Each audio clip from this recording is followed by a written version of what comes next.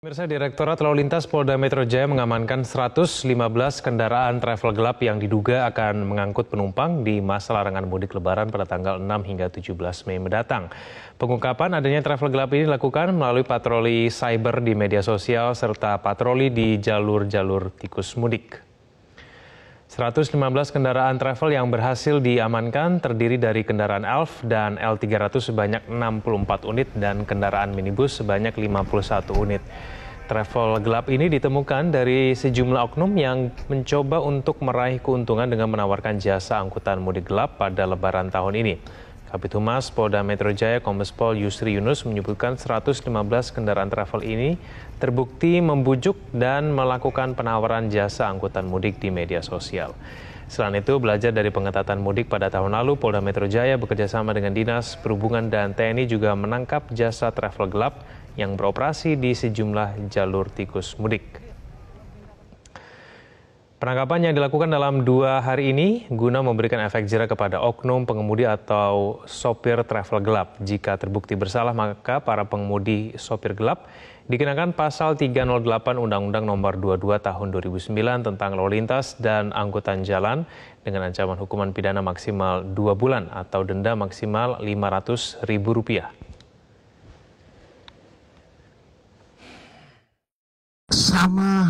Hampir modusnya sama dengan tahun kemarin. Mereka mengundang orang untuk penumpang ini melalui media sosial, ya, untuk mengangkut melalui media sosial. Nah, ini juga sama. Yang diamankan oleh Pak Dirlantas dan jajarannya ini beserta dengan teman-teman dari Dishub di sini adalah kita patroli. Pertama kita patroli di dunia cyber, dunia maya, kita temukan di media sosial. Kemudian juga menangkap langsung melalui jalur-jalur yang tikus. Informasi mengenai travel gelap ini akan disampaikan selengkapnya oleh Valencia Melvinci langsung dari Polda Metro Jaya. Valencia, apa penindakan yang dilakukan kepada 115 travel gelap ini? Ya, Egan dan juga pemirsa, dalam jangka waktu 2 hari saja, 27 dan juga 28 April 2021, Direktorat Lalu Lintas Polda Metro Jaya sudah menangkap dan juga menindak total ada 115 travel gelap terkait dengan pelanggaran yang dilakukan sesuai dengan peraturan perundang-undangan dan juga pelanggaran pada masa pengetatan perjalanan dalam negeri. Nah, untuk informasi lebih lanjut terkait dengan penangkapan 115 travel gelap ini, langsung kita tanyakan kepada Kombes Pol Sambodo Purnomo Yugo selaku Dirlantas Polda Metro Jaya. Pak Sambodo, ini terkait dengan penangkapan yang sudah dilakukan, ini berlangsung selama 2 hari dan angka yang ditangkap ini tidak sedikit, Pak, 115 travel. Seperti apa penangkapan ini bisa terjadi, Pak? Ya, tentu penindakan ini dengan melihat banyaknya travel-travel gelap yang beroperasi terutama menjelang Lebaran, ya. Kemudian menindaklanjuti fenomena itu karena ini memang merupakan pelanggaran lalu lintas, ya, pelanggaran undang-undang lalu lintas.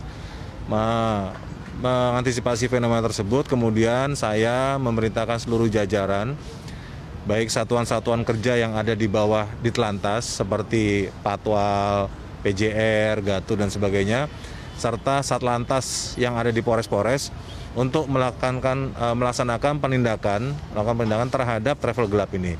Sehingga kemudian didapatlah sebanyak 115 hanya dalam waktu 2 malam saja. Pak, terkait dengan strategi, cara-cara khusus supaya bisa terjaring sampai dengan 115 travel, seperti apa, Pak? Ya, tentu kita pertama sudah mapping dulu. Ya, mapping jalan-jalan mana, titik-titik mana yang sering dijadikan titik kumpul, titik pemberangkatan, termasuk jalur yang akan dilewati oleh para travel gelap ini. Yang kedua, kita melakukan patroli cyber di media-media sosial. Karena kan mereka mengiklankan ada yang lewat Facebook, Instagram, dan sebagainya. Nah, dari situ kita bisa melihat pergerakan mereka, sehingga kemudian pada 2 malam itu kemudian kita melakukan patroli dan kayak sanggong gitu di titik-titik yang biasa mereka lewati gitu. Kemudian tadi dari 115 travel yang sudah ditangkap ini bervariasi begitu ya, Pak. Ada yang berplat kuning, ada yang berplat hitam. Ini seperti apa kategorinya? Mengapa bisa ditangkap dengan beragam jenis-jenisnya? Iya, untuk yang plat hitam jelas karena mereka pelanggaran pasal 308 itu adalah menyelenggarakan pengangkutan orang tanpa izin trayek. ya, baik dalam trayek maupun di luar trayek. Artinya kendaraan plat hitam tapi digunakan untuk mengangkut penumpang dengan cara berbayar. Nah, itu tidak boleh. Ya, harusnya menggunakan plat kuning. Nah, tetapi ada juga plat kuning melakukan pelanggaran. Apa pelanggaran plat kuningnya?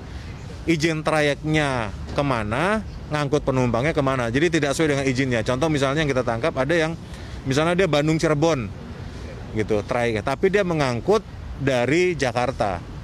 Ya, itu kan tidak boleh. Nah, itu juga termasuk pelanggaran lalu lintas. Nah, itu yang kita laksanakan penindakan juga gitu. Bapak, terkait dengan pada saat melakukan penangkapan, ini tentu tidak hanya pada saat mobil terparkir saja, tapi juga pada saat sedang beroperasi. Seperti apa nasib penumpang, Pak, kemudian? Memang hampir semuanya kita tangkap sedang dalam keadaan mengangkut penumpang. Karena itu merupakan salah satu unsur terpenuhinya pasal 308, yaitu dia sedang mengangkut penumpang dan berbayar, gitu ya. Nah, setelah ada penumpangnya, kemudian kita tanya, Bapak, Ibu mau dikembalikan ke tempat asal mereka berangkat atau mau melanjutkan perjalanan dengan menggunakan bis. Nah, kayak tadi ada yang pengen ke Kampung Rambutan, ya sudah, kita kumpul aja satu, diantar saya pakai bisnya polisi, kita antar ke Kampung Rambutan. Ada yang diantar ke Kalideres. Ada juga yang malam itu udah Pak, saya dipulangkan aja ke tempat saya, rumah saya. Ya sudah, sebelum mampir ke kantor polisi, dikembalikan dulu baru dibawa ke kantor polisi. Gitu. Pak, ini kan sudah diberikan sosialisasi secara rutin, berkala, jadi kita berasumsi bahwa masyarakat sudah paham betul informasi seperti ini. Ini pada saat terjadi pelanggaran seperti ini, Pak, apa sebenarnya modus operandi dari para penyelenggara transportasi gelap? Iya, mereka pertama menarik biaya lebih dari biasanya. Misalnya ke Lampung itu biasanya 300.000, mereka tarik sampai 400, ada yang 500. Ke kota-kota Brebes misalnya hanya 200, mereka tarik sampai 250 sampai 300 per penumpang. Ya, jadi di atas harga normal. Nah, yang kedua, mereka menjanjikan bisa sampai ke tujuan, dan ini kan kalau naik travel gelap ini kan tanpa pemeriksaan swab antigen dan segala macam. Jadi mereka menawarkan ya sudah lebih cepat, lebih mudah. Nah, karena kalau orang naik bis kan dia harus diperiksa Ginos, PCR dan segala macamnya. Jadi itu yang mereka kemudian tawarkan, sehingga kemudian masih banyak juga masyarakat yang tergiur untuk naik itu. Padahal kalau lihat kondisi mobilnya mungkin tidak layak dan sebagainya. Kalau kecelakaan itu juga tidak tercover gitu. Terima kasih Pak Sambado untuk informasinya. Dan pemirsa, memang ini adalah salah satu bentuk ataupun modus penyelenggaraan travel gelap. Kita sebagai masyarakat yang cerdas tentu harus benar-benar waspada dan juga tidak terlibat dalam praktik-praktik seperti ini. Dan pada saat harus melakukan perjalanan, taati aturan dan juga protokol kesehatan COVID-19 yang disiplin. Demikian, Egan. Valencia Melvinci, terima kasih atas informasinya langsung dari Polda Metro Jaya.